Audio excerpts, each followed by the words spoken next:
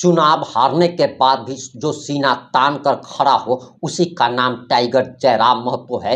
चुनाव में मिली करारी सी सख्त के बाद जो सीना तान कर खड़ा हो उसी का नाम तो विपिन यादव है और टाइगर जयराम महतो और विपिन सर का बयान आ गया है। नमस्कार, मैं प्रिंस कुमार सिंह, आप देख रहे हैं पॉजिटिव टॉक्स। अगर अभी तक आपने चैनल को सब्सक्राइब नहीं किया है तो खबरों से अपडेट रहने के लिए कृपया चैनल को सब्सक्राइब कर लीजिए और जो लोग ऑलरेडी कर चुके हैं उन तमाम लोगों को सहृदय धन्यवाद। अब वापस आते हैं हम अपनी खबर पर और जरा आप ये बयान सुनिए। जय हिंद साथियों, आप सबको पता है कि बिहार विधानसभा चुनाव जो 2025 हुआ, इसमें मैं महनार विधानसभा से निर्दलीय प्रत्याशी के रूप में चुनाव लड़ रहा था और आज जो है वोट की काउंटिंग थी। इसमें हम चुनाव हार चुके हैं पर हमने हिम्मत नहीं हारा है, हमारे हौसले नहीं टूटे हैं। क्योंकि जब मैं चुनाव लड़ रहा था तो शुरू से मैं एक ही बात कह रहा था कि समाज की खरीद बिक्री नहीं होगी। ये लोकतंत्र है और लोकतंत्र को मजबूत बनाए रखने के लिए हमें निस्वार्थ निष्पक्ष होकर चुनाव लड़ना होगा और साफ सुथरे तरीके से हमने चुनाव को लड़ा। और हमारे तमाम साथियों ने हमारा जो सहयोग किया, बिना एक रुपया किसी से लिए हुए, बिना किसी को दिए हुए, अपने घर से निकलकर अपना खाना खाकर हमारा सहयोग किए। और कहीं ना कहीं मुझे लगता है कि अब हम तीसरे या चौथे नंबर पर आएंगे, चौथा मान के ही चलिए।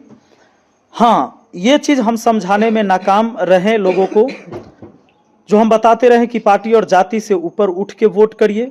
लोग पार्टी के नाम पर वोट करते रहे और यही वजह है कि आज एक तरफा एनडीए की सरकार बनने जा रही है।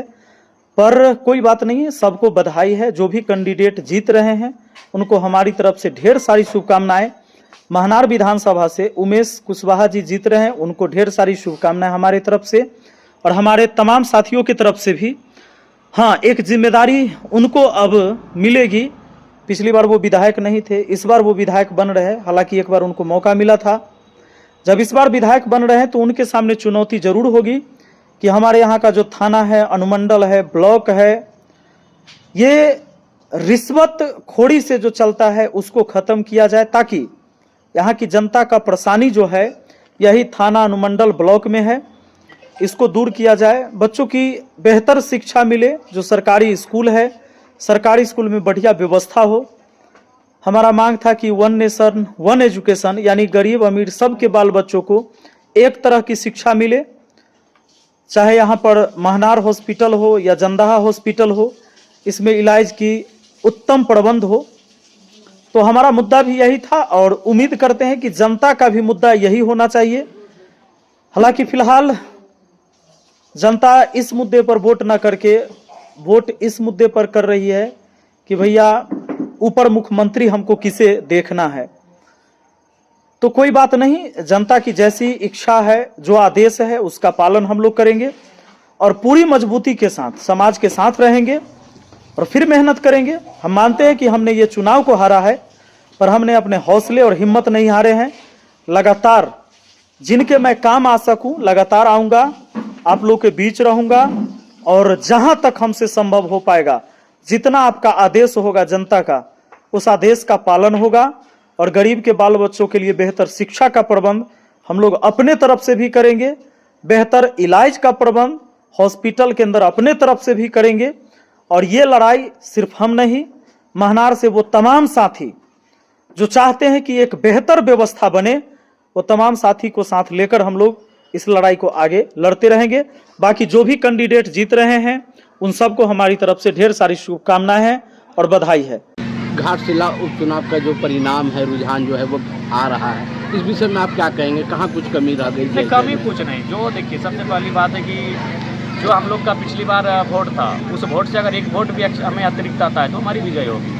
क्योंकि बाकी वो गठबंधन की दलें हैं, उनके प्रचारकों में मुख्यमंत्री तक सम्मिलित है, उनके प्रचारकों में केंद्रीय मंत्री तक सम्मिलित हैं। और मैं जिस राजनीतिक दल से आता हूँ उसका सारा मेरे इर्द गिर्द है, जो एक विधायक है। तो इसलिए हम लोग अपने प्रदर्शन से संतुष्ट हैं। अगर वहाँ एक वोट भी अतिरिक्त इजाफा होगा तो हम लोग अपने प्रदर्शन से संतुष्ट हैं। वहाँ से हम लोग फिर से जहाँ से हम लोग छूट जाएंगे वहाँ से शुरुआत करेंगे। लेकिन जयराम महतो को तो पूरा राज्य जानता है।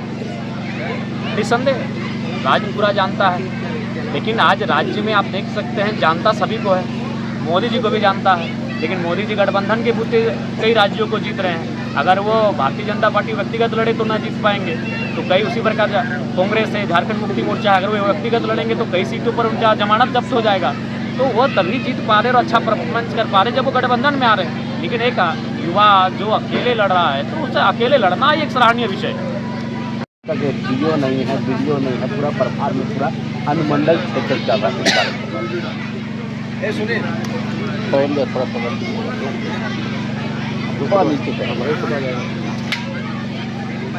आज किस तरह से जो है सेंट्रल एकेडमी बाल दिवस समारोह मना रहा है? देखिए, आज सेंट्रल एकेडमी के साथ साथ पूरा देश बाल दिवस को मना रहा है। बाल दिवस यानी हम लोग इस दिन पंडित नेहरू को विशेषकर याद करते हैं, उनकी जयंती है। पंडित नेहरू इस प्रांत के, इस राष्ट्र के पहले प्रधानमंत्री जिन्होंने उस समय इस देश के आधार को रखने का काम किया। कहीं न कहीं उनका दूरगामी सोच आगे इस राष्ट्र को आगे की ओर ले जाने के लिए बाकी के जो प्रधानमंत्री बने उनका अनुकरण करते हुए आज इस राष्ट्र को आगे लेकर जा रहे हैं।